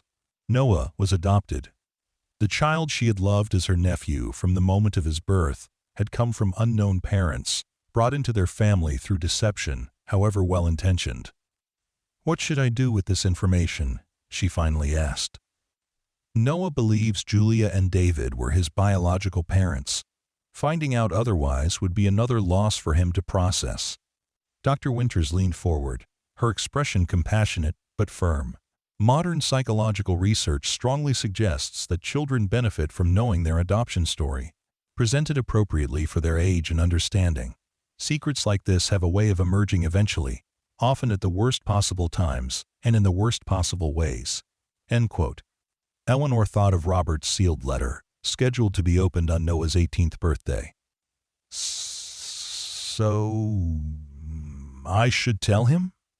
In my professional opinion, yes, but gently, in stages appropriate to his development. He's still young. You can start with simple concepts about how families are formed in different ways. That love makes a family rather than just biology. As he grows, you can introduce more details. Eleanor nodded slowly, her mind already shifting from shock to the practical considerations of how best to protect Noah through this revelation. Thank you for your honesty, Doctor. I need to think about how to proceed. Noah is fortunate to have you, Eleanor. Your love and stability are what he needs most, regardless of his biological origins. On the drive back to Tyler's house to collect Noah, Eleanor's thoughts raced. The revelation about Noah's adoption explained so much Julia's overprotective nature. David's occasional awkward moments with his son, the strange intensity with which they had guarded Noah's early medical records. It even shed light on Robert's sudden fascination with the boy after Willow saved him from drowning. If Noah wasn't Julia and David's biological child, who was he? Where had he really come from? And what had Robert discovered that made him believe Noah possessed special abilities worth studying? By the time she arrived at Tyler's house, Eleanor had composed herself externally, while still reeling internally. Noah bounded to the car, full of stories about the morning's adventures. Eleanor listened and responded appropriately, but her mind was elsewhere, examining every feature of his face, every mannerism, searching for clues to his true origins.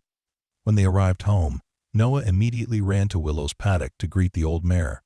Eleanor watched from the cottage porch as the child threw his arms around the horse's neck, his face pressed against her chestnut coat, his lips moving as if in conversation.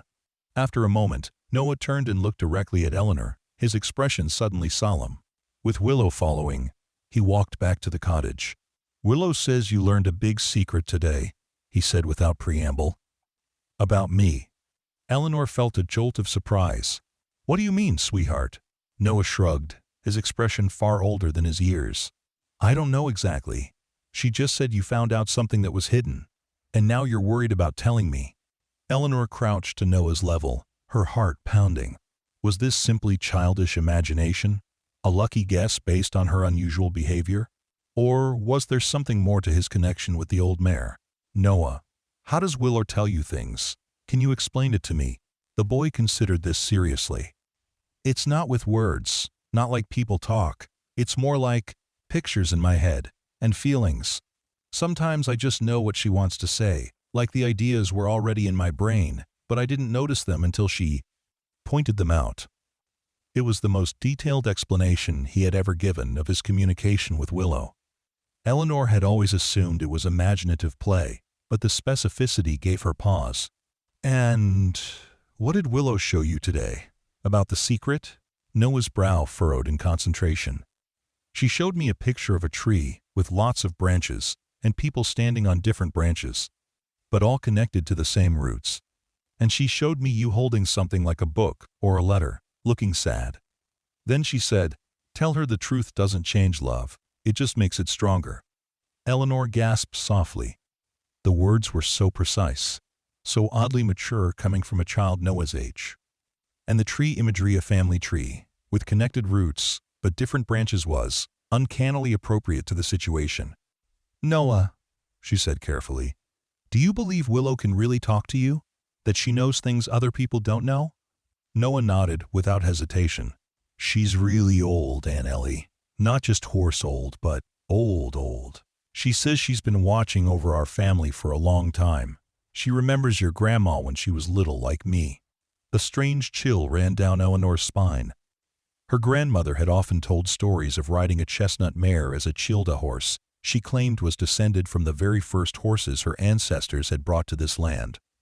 The bloodline had been maintained through generations, each new foal bearing the distinctive white blaze and 4 white socks that marked Willow and her predecessors. "Noah, would you like to have our picnic again today, by the oak tree? I think I have something important to talk to you about." He nodded solemnly. "Willow says that's a good idea. She says the oak tree is the right place for big truths." They prepared another simple picnic, almost identical to the previous days. As they settled under the ancient oak, Willow grazing peacefully nearby, Eleanor searched for the right words to begin this difficult conversation. "Noah, do you remember yesterday when you asked me if I knew your mom and dad before you were born, and Willow told you that families are made by love, not just by being born?" Noah nodded, his eyes serious but unafraid. "Well, that's very true. There are many ways that families are formed. Sometimes a man and woman have a baby together, and they become a family that way. But sometimes, a man and woman who very much want a child but can't have one of their own are blessed when another mother gives them her baby to raise and love as their own. That's called adoption." Noah considered this thoughtfully. "Like when Mrs. Garcia at school adopted her daughter from China?" "Yes, exactly like that." Eleanor took a deep breath. "I learned something today that I didn't know before. Your mom and Dadulia and David wanted a baby so very much, but they had trouble having one the usual way. So they were blessed when a young woman who wasn't ready to be a mother gave them her newborn baby to raise and love forever. That baby was you, Noah." She watched his face carefully, ready to comfort confusion or distress. But Noah simply nodded slowly, as if confirming something he had already suspected. "So my first mom gave me to Mom and Dad because she knew they would love me better?" "She gave you to them because she knew they could provide the home and family and love that she wasn't ready to give. It was a gift, the most precious gift anyone could give, because she wanted what was best for you." Noah leaned against Eleanor's side, processing this information. "Do you know who my first mom was?" "No, sweetheart. She wanted to remain private, but I know she must have been very brave and very loving to make such a difficult choice. And when Mom and Dad died, you became my mom because you love me too. Sigh. Eleanor hugged him close. Exactly right. Family is about love and care and protection. It doesn't matter how we become. Family, what matters is that we are family, now and always. Noah was quiet for a long moment, his small face pensive. Then he looked up at Eleanor. Is that why Uncle Robert was watching me? Because I was adopted? Eleanor tensed. What do you mean, watching you? He had men with cameras sometimes, in the trees near school or when we went to the park. Willow showed me how to see them. She said they weren't going to hurt me, just watch. Anger flared in Eleanor's chest at this confirmation of James's revelation about Robert's surveillance. Uncle Robert became very interested in you. Yes. He thought you were special. Because I can talk to Willow? The direct question caught Eleanor off guard. Could Uncle Robert see you talking to Willow? Noah nodded. Sometimes. When we lived at the big house. He would watch from the windows when I was in the garden with her. Once he asked me what we talked about, but Willow told me not to tell him. And why was that? She said he wouldn't understand, that he would try to use it like a tool instead of respecting it as a gift. The sophisticated distinction sounded nothing like typical 8-year-old vocabulary. Noah, has Willow told you anything about where you came from? About your birth parents? Noah's expression became distant, as if listening to something only he could hear. Willow had moved closer to the oak tree, her eyes fixed on the child with unusual intensity. She says my roots go deep in this land, that my family has been here as long as the trees. That's why I can hear her, because we're connected to the same earth. He paused, his head tilted slightly. She says my first mom loved this place too, that she used to sit under this very tree and talk to the horses, just like I do. Eleanor's breath caught. There was something eerie, yet comforting about Noah's words, about the certainty with which he relayed this information that he couldn't possibly know through ordinary means. Does Willow know who your birth mother was?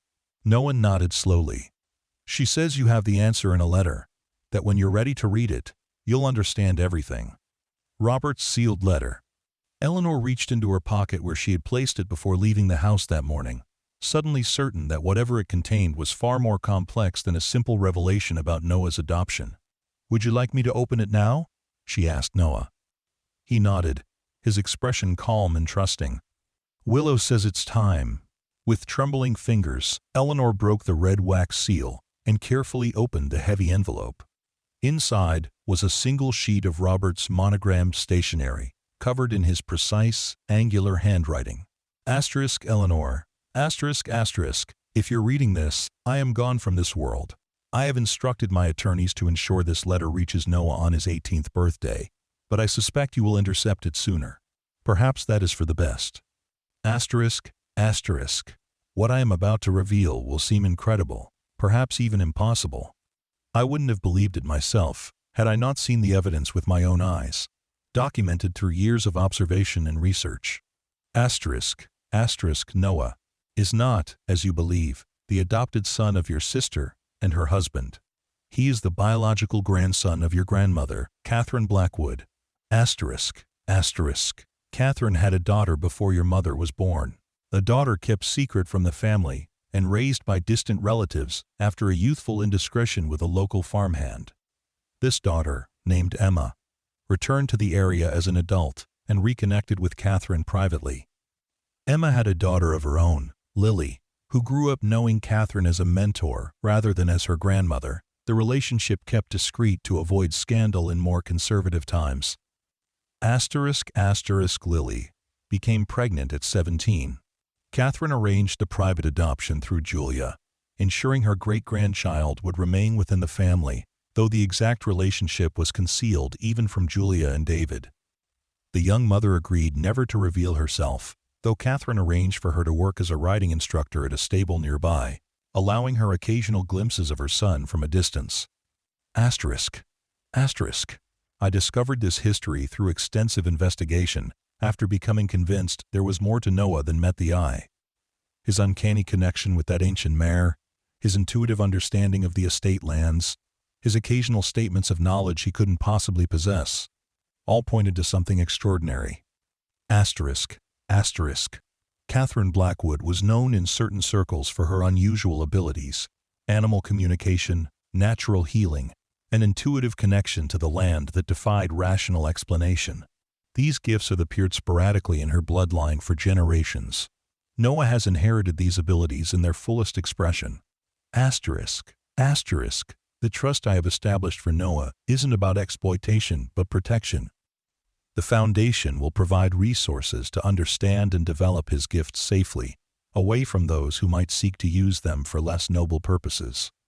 The quarterly assessments are designed not to study him like a specimen, but to create a community of support among others with similar, if lesser, abilities.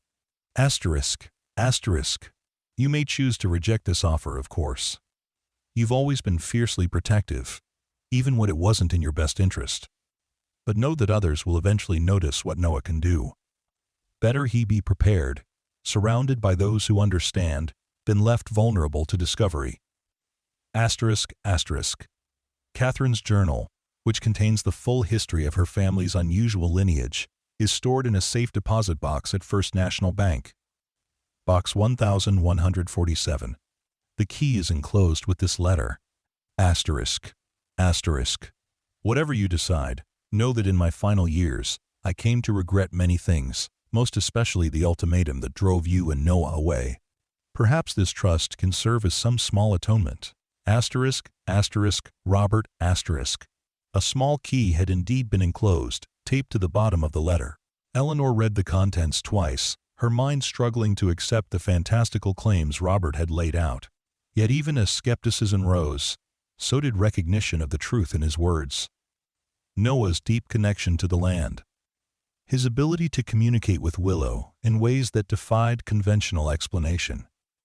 The strange familiarity he had shown with the cottage and its surroundings from the very first visit. The crescent-shaped birthmark behind his eye identical to one her grandmother had borne in the same location. "Aunt Ellie?" Noah's voice brought her back to the present. "Are you okay?" Eleanor carefully folded the letter. "Yes, sweetheart. Just surprised by what Uncle Robert wrote. Was he right? About who I am?" The question stopped her short. "What do you mean?" Noah's expression was serene, touched with wisdom far beyond his years. "Willow says I come from a special family. That we can hear things others can't hear, see things others can't see. That it's been this way for a long, long time." Eleanor looked from Noah to Willow, the ancient mare watching them both with those knowing eyes that had always seemed to hold secrets. Could it possibly be true? Could Noah be her grandmother's great-grandson, carrying some inherited sensitivity that science couldn't explain, but that connected him deeply to this land, to its animals, to the natural world in ways most humans had forgotten? "I think," Eleanor said carefully, "that we have some exploring to do together. There's a journal mentioned in this letter that might tell us more about our family, your family, and the special gifts that have been passed down through generations." Noah nodded solemnly. "Willow says Grandma Catherine's book has all the answers. She says once we read it, I can really start to learn." "Learn what, sweetheart?" "How to use my gifts properly, how to listen to more than just Willow, how to help people and animals understand each other better." He smiled suddenly, the serious moment breaking his childish enthusiasm returned. "Can we go find the book today, please?" Eleanor laughed softly, her heart full despite the lingering shock of so many revelations. Not today, but soon, very soon.